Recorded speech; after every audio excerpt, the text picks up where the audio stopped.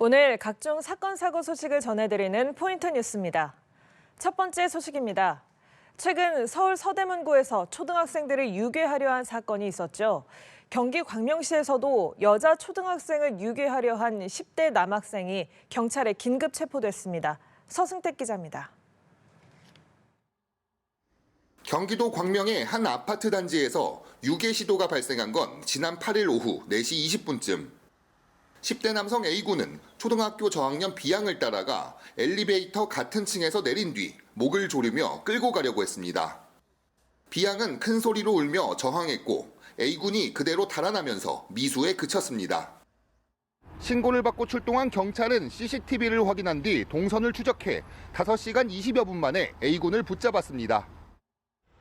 A군은 같은 아파트 단지에 살고 있는 것으로 전해졌는데 B양과 아는 사이는 아니며 우발적으로 범행을 저질렀다고 경찰에 진술한 것으로 알려졌습니다. 유괴 시도 소식을 들은 인근 주민들은 우려를 감추지 못했습니다.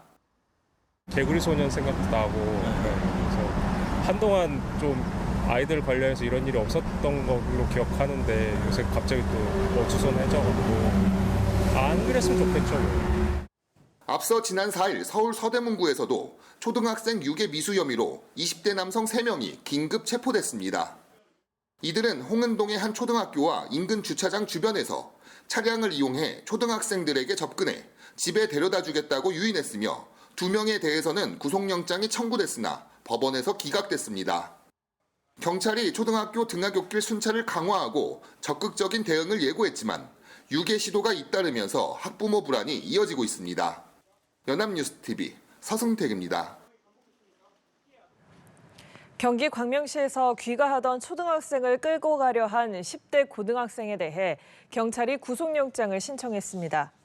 광명경찰서는 오늘 성폭력 범죄 처벌 등의 혐의로 체포한 고등학생 A군에 대해 구속영장을 신청했습니다. 경찰은 A군이 성범죄를 저지를 목적으로 범행한 것으로 보고 성폭력 처벌법에 더해 미수범 조항을 추가로 적용했습니다. 경찰 관계자는 피의자가 미성년자이지만 죄질이 중하다고 판단해 긴급 체포 후 구속영장을 신청했다며 2차 가해 우려로 구체적인 내용은 밝힐 수 없다고 말했습니다. 어제 제주 서쪽 해안에서 발견된 정체불명의 고무보트가 결국 미립국 선박으로 드러났습니다. 경찰은 중국인 40대 남성 1명을 붙잡고 함께 들어온 나머지 인원들을 쫓고 있습니다. 김나영 기자입니다. 늦은 저녁 서귀포 시내의 한 모텔. 잠시 뒤 양손에 캐리어를 든 중국인 남성이 경찰에 이끌려 나옵니다. 현장에서는 중국어가 적힌 식재료도 확인됐습니다. 제주 서부경찰서는 40대 중국인 A씨를 출입국관리법 위반 혐의로 긴급 체포했습니다. 현장으로부터 한 1.5km 떨어진 지역에서 택시를 타고 중국인이 이동했다는 그런 첩보를 입수를 하고 그 이동 동선을 추적해서 그 용의자가 묵고 있던 모텔에 들어가서 경찰 조사 결과 A씨는 지난 7일 중국 난퉁시에서 고무보트를 타고 출발해 다음 날 새벽 제주에 도착했다고 진술했습니다. 2017년 무사증으로 입국했다가 불법 체류 끝에 잦은 신고로 추방된 전력도 있었습니다. 이번에도 돈을 벌기 위해 미입국했다고 밝혔습니다. A씨의 진술에 따르면 일행은 모두 6명. 전원이 남성이었고 모두 서로 모르는 사이였습니다. 이들은 중국인 브로커에게 수백만 원을 내고 한국행보트를 탄 것으로 조사됐습니다.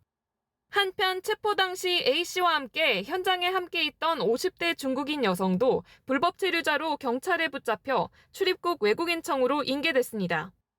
경찰은 이번 사건을 서부경찰서가 전담하는 한편 나머지 미입국자 5명에 대해서는 해경과 공조수사를 이어가고 있습니다. 연합뉴스TV 김나영입니다. 일본 변호사를 사칭한 폭발물 테러 협박이 전국 곳곳에서 이어지고 있습니다.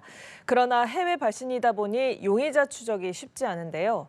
경찰이 일본 경찰청과 공조 수사를 위해 직접 출장단을 파견하기로 했습니다. 정우진 기자입니다. 서울의 한 중학교 운동장에 경찰차들이 들어섰습니다. 여느 때였으면 수업이 한창인 시간, 학생들은 급하게 교정을 빠져나옵니다. 야 미쳤다 진짜. 미쳤는데? 야 안내방송 또 나온다. 서울뿐만 아니라 인천, 부산 등 전국 곳곳에서 일본 변호사를 사칭한 테러 협박이 잇따르고 있습니다. 가라사와 다카히로라는 실제 일본 변호사 명의를 사칭해 공공기관 등에 폭발물을 설치했다는 테러 협박은 2년간 50건을 넘겼고 특히 지난 8월에만 10건이 접수됐습니다. 최근 폭발물 협박의 상당수를 차지하고 있지만 즉각 검거가 가능한 국내와 달리 해외에서 팩스나 이메일을 이용하다 보니 추적이 쉽지 않습니다.